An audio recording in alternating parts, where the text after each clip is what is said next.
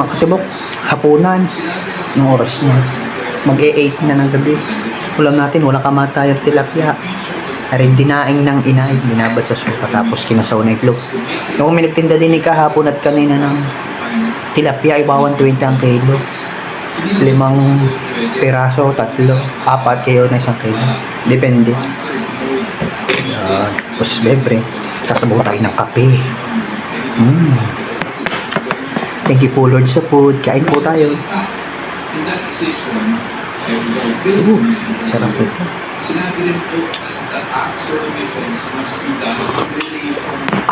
Sarap.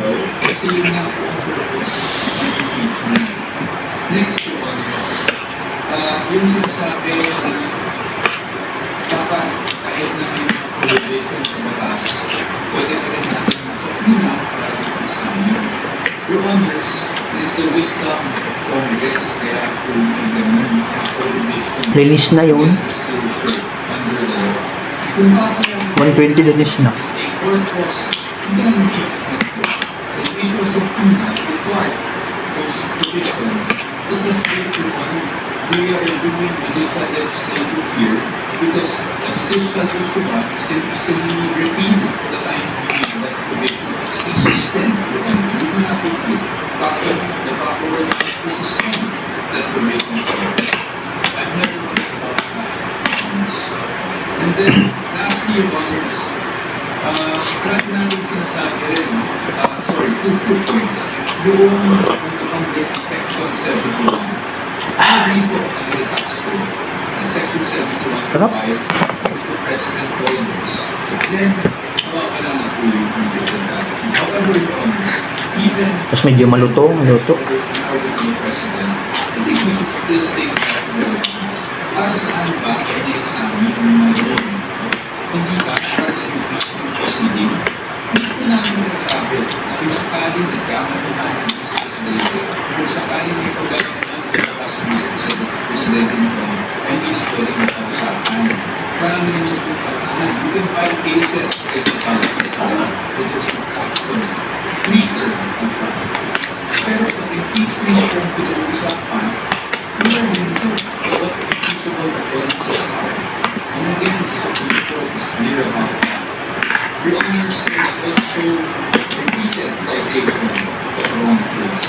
But we would just like to think the court case is tried, decided upon way before the versus before. Ito?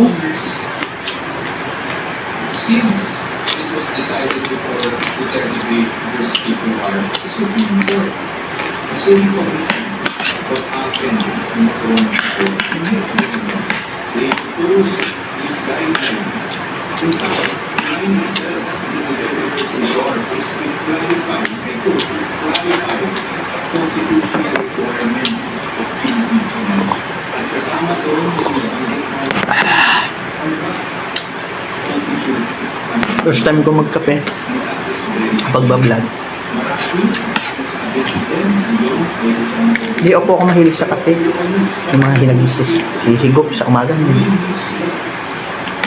Kaya lang po magkakape pag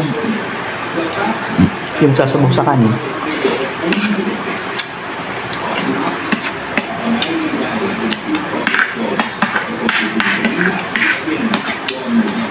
We do not disagree with the prosecution in terms of counting.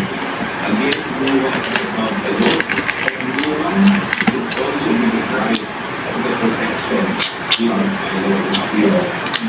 Sa akin, ha? Sa puno dito, sino? Si Papo. Sa puno naman. Kaya po bakit ay sabihin natin ngayon ako naman ho'y maglalambing na pakilay sa ulit dito natin. At siyempre sa mga bata, isang share mo rin na huwag mo kalimutan panoorin araw-araw yung update videos natin. At siyempre, isang share natin. Nagkatawag ka po sa Pinoy na shoutout. Shoutout kay Alex, kawag sa iyo, Susan, Depositario, sa po James and Muerte, sabi sa inyo, Mangga Manusa, James Sotero, sabi po, Ayos po. Sarap.